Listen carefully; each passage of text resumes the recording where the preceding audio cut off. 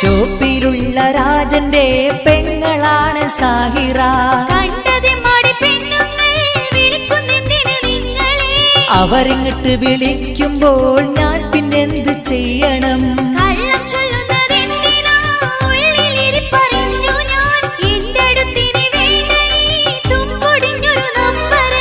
എന്റെ പൊന്നു സാഹിറ വെറുതെ പറയുന്നെന്തിനാ?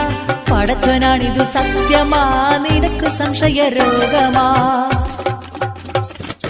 ഈ ഹലാക്കി മൊബൈല് കണ്ടുപിടിച്ചതെന്തിന്? സമാധാനം കെടുത്തുവാൻ മുടിഞ്ഞു പോകണ സാധനം. മിണ്ടാണ്ടിരിയ സാഹിറ, മണ്ടത്തരം പറയല്ല. നീ കരുതും പോലിത് ലവും മറ്റതുമല്ലടേ.